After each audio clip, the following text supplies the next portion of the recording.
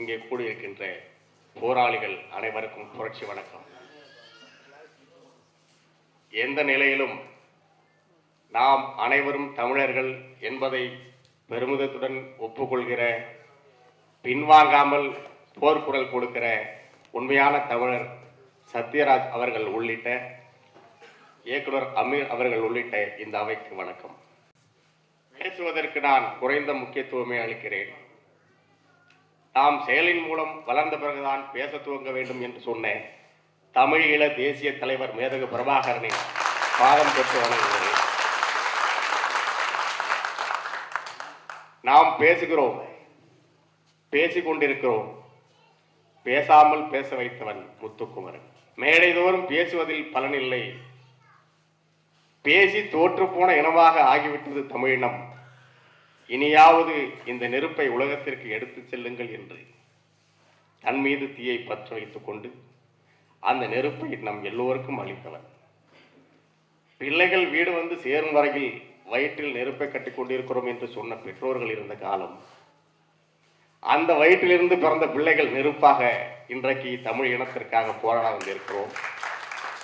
நெருப்பிற்கு மட்டும்தான் தான் சார்ந்த அனைத்தையும் நெருப்பாகின்ற குணம் உண்டு. அந்த தீரா நெருப்பு முத்துக்குமரனுக்கு. பேசுவதில் நமக்கு உடன்பாடு இல்லாமல் போனது 2009 நாம் யாரிடமும் பேச விருப்பப்படுவதில்லை. ஆனால் இன்றைக்கு நண்பன் சொன்னது போல, நாம் பேசவில்லை என்றால் பேசக்கூடாததெல்லாம் மேடைதோறும் பேசிக் கொண்டிருக்கிறார்கள்.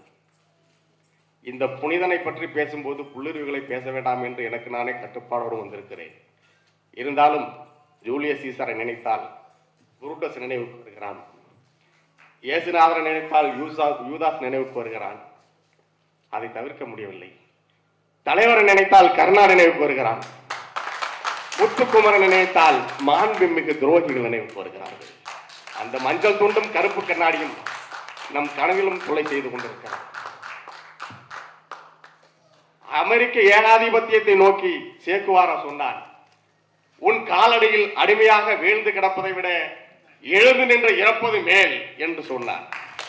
அதை நிரூபித்து காட்டுவன் அன்பு தம்பி முத்துக்குமரன். முத்துக்குமரனை நான் 2 முறை சந்தித்திருக்கிறேன். சந்தனக்காட்டுக்கு திரைக்கதை வசனம் செய்தவன் என்ற முறையில் பொங்கு தமிழ் அறக்கட்டளையில் நான் இருந்திருக்க போது அமைதியே உருவாக யாரிடமும் பேசவே மாட்டான். இந்த தம்பியின் செய்தித்தாளை பார்த்தபோது இந்த தம்பிதானா என்று நெஞ்சம் வெடித்தது. ஈழத்தில் இருக்கிற தம்பியை போன்று இங்கு ஒரு தம்பி இருந்திருக்கிறான், நமக்கெல்லாம் தெரியவில்லை. உயிரோடு இருக்கும் போதே நாம் அவனை பாதுகாத்திருக்க வேண்டும். அறிவாளியாக விஞ்ஞானியாக வளர்ந்திருப்பான். ஆனால் இன்று போராளியாக இந்த சொரணையற்று போன இனத்திற்கு தலையில் கொள்ளி வைத்திருக்கிறான். நாம் தலையில் நெருப்போடு அழிந்து கொண்டிருக்கிறோம். இதை என்று அணைப்பது தெரியவில்லை.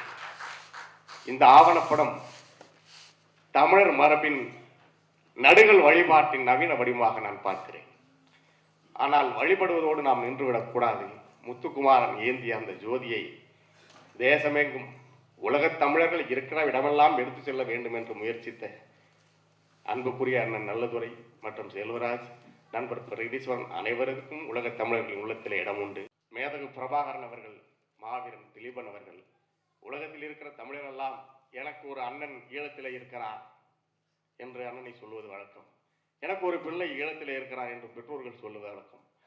அதுபோலவே அண்ணன் பிரபாகரன், மாவீரன் திலீபன் போல இனி தமிழர் இதயத்தில் முத்துக்குமரன் வாழ்வான். தனக்குத்தானே காசு கொடுத்து சிலை வைத்துக் கொள்கின்ற அரசியல்வாதிகளுக்கு மத்தியில் இந்த அரசாங்கம் இங்கே முத்துக்குமரனுக்கு சிலை வைக்க அனுமதி மறுக்கிறது. ஆனால் நாம் அவனை நெஞ்சில் சுமந்து கொண்டிருப்போம். அந்த தீயை எவனாலும் அணைக்க முடியாது. இந்த அதிகாரம் ஒரு கோழை மிருகம். கோர முகமும் கொடிய நகமும் கொண்ட இந்த கோழை மிருகம் கல்லூரிகளுக்கு விடுமுறை விட்டது. ஏனென்றால் அச்சம். எங்கே மீண்டும் தமிழகத்தில் புரட்சி வெடித்து விடுமோ என்ற பயம். அவர்கள் ஓடி ஒளிந்து கொண்டார்கள். அரசாங்கம் முதலில் கரிசித்து பார்த்தது. பிறகு அப்படியே அடிபட்ட குள்ளநெறி போல வாளை சுருட்டி கொண்டு ஒதுங்கி கொண்டது. மீண்டும் முத்துக்குமாரர்கள் பிறப்பார்கள். ஏற்கனவே வாழ்ந்து கொண்டிருக்கிறோம். இந்த 17 பேர் மட்டுமல்ல, ஒவ்வொருவரின் நெஞ்சிலும் இங்கே நெருப்பு இருக்கிறது. நீங்கள் செய்த அனைத்திற்கும் அதை நீங்கள் அனுபவிக்காமல் தப்பிக்கவே முடியாது என்பதை சொல்லிக்கொண்டு நன்றி கூட்ட விடைபெறுகிறேன். நன்றி.